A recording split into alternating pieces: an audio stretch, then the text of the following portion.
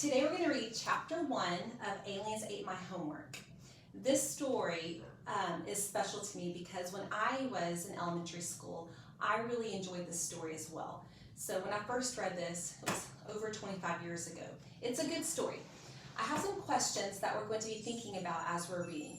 So the first question is this in first person or third person? Next is, who is telling the story? Who is the narrator? And then question 3 is, I'm going to ask you to make a prediction of what happens next when we get to the end of the chapter.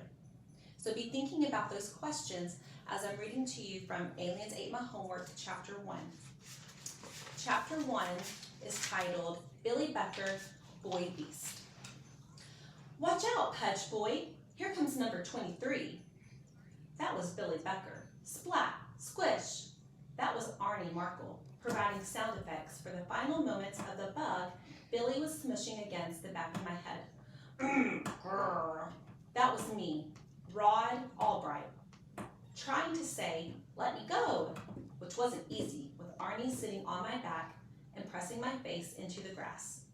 Why was Billy Becker squashing a bug against the back of my head? It was his hobby. You know how it is.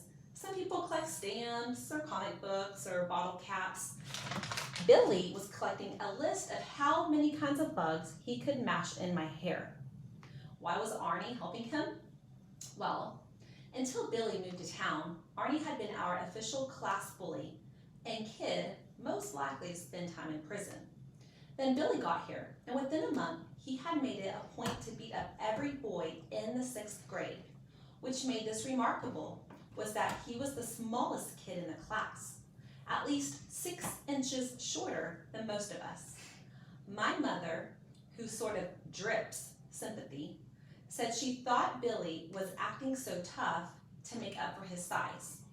Whatever the reason for Billy's bullying, most of the guys just stayed away from him after that first month. The only exception was Arnie, who was at least 6 inches taller than most of us and had been so awed by Billy's fighting skills that he became devoted to him. Now he was Billy's official hench thug. This meant, among other things, that it was his job to hold me down while Billy smeared bugs in my hair. Okay, Arnie, said Billy, you can let him up now. I scrambled to my feet, but didn't say anything. I had already learned what a mistake that could be. Arnie, unfortunately, was perfectly willing to talk. I don't think that one should count, he said.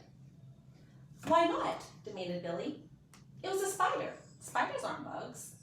Billy slapped his hand on his forehead. How could I have been so stupid? I'm sorry, Pudge Boy. Really, I'll tell you what. Just scratch that one off the list. And don't worry about it. I'll find something nice and juicy to replace it. Snickering at their wit, Billy and Arnie wandered off. My best friend Mickey helped me to my feet. Mickey had been the shortest kid in the 6th grade until Billy showed up. He was still one of the nicest, which shows you what my mother's theory was worth. I'm amazed, he said now. Why? I asked as I dug for my comb. I never used to carry a comb, but after Billy started his new hobby, I found it very useful for getting the bug guts out of my hair. Mickey shrugged. That was the most intelligent thing Arnie said all year.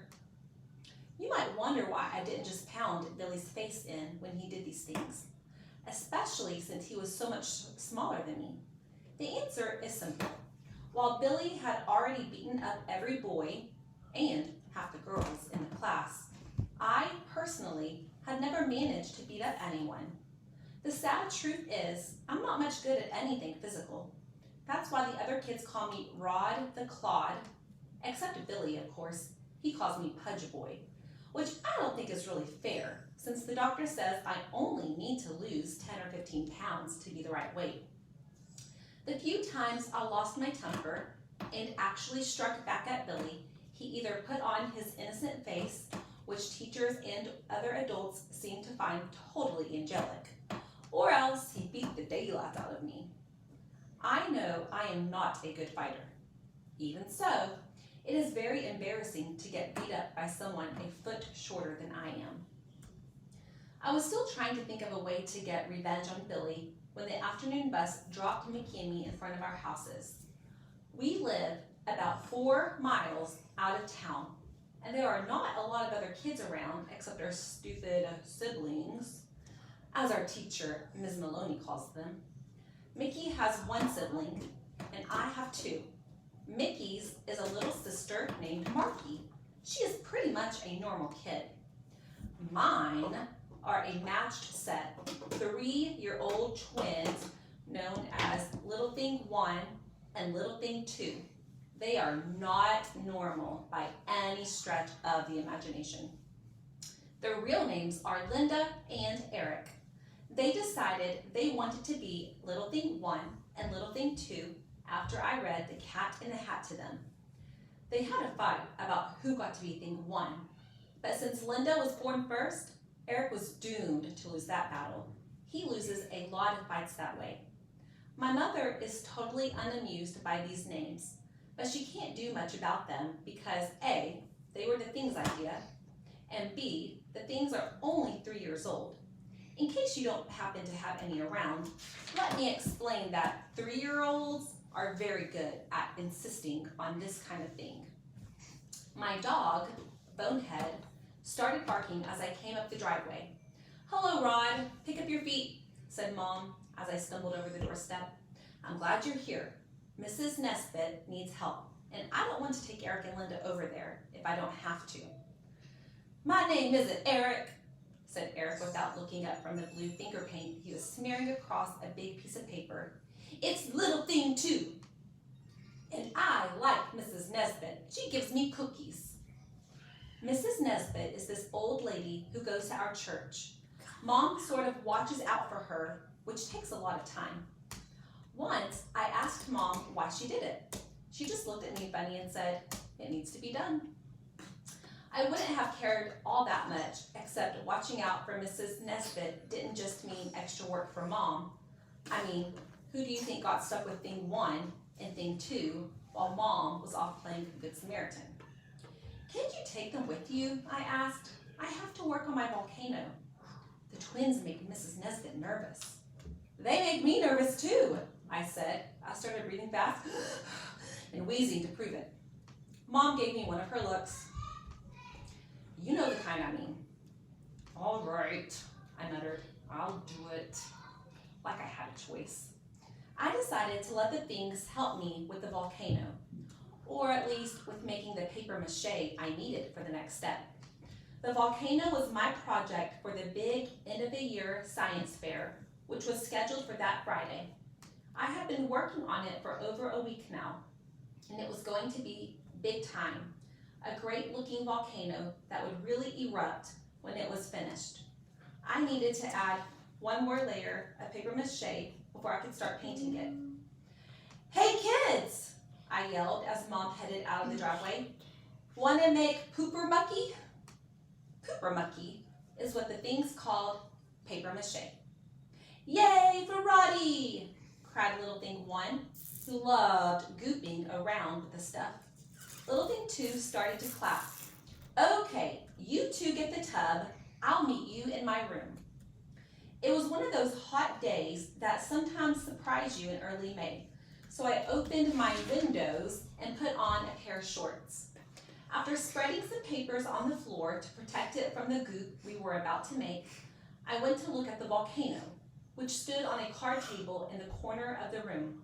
It was nearly 2.5 feet high, built on a 4-foot by 4-foot square of plywood, and I had found in my basement. I was really proud of it. The Things logged in the tub we used for making paper mache, and we dumped in some torn up paper left from the last time we had done this. Then I poured in water and paste, and we started squeezing it with our hands to get that nice, oozy goop that is so much fun to work with. When it was pretty much ready, I went back to the volcano to see where I wanted to start working. Suddenly, I heard a tearing sound. Before I could turn to see what had caused it, a dollop of paper mache smacked against the back of my bare leg. "Wow!" cried Little Thing 1. "Holy macaroni!" cried Little Thing 2. I spun around. The first thing I saw was a big hole in the window screen. The next thing I saw was globs of paper mache spattered all over the room, including a big splotch on Thing 1's face. The third thing I saw was a round spaceship about a foot across that had landed in my vat of paper mache. I thought it must be a toy until a blue glow began to crackle and sizzle around it. You could smell the electricity. I revised my opinion. This thing was real. The crackle continued. Just as I was wondering if the ship was going to explode, it started to grow. Within seconds, it was 3 feet long. I wondered if it was going to get so big it would blow our house to smithereens. But suddenly, the crackling electric glow began to sputter. The ship shrank back to 2 feet, grew a bit, then shrank again. A moment later, the crackling stopped. The electric glow disappeared. The spaceship held steady at about 2 feet. Thing 1 and Thing 2 had been edging closer to me while all this was going on. Now I had one of them clinging to each hand. We waited, holding our breaths. Everything was silent. We stepped forward and then stopped as a door opened in the side of the ship. So what do you predict will happen next for chapter 2? Stay tuned for our next chapter for tomorrow.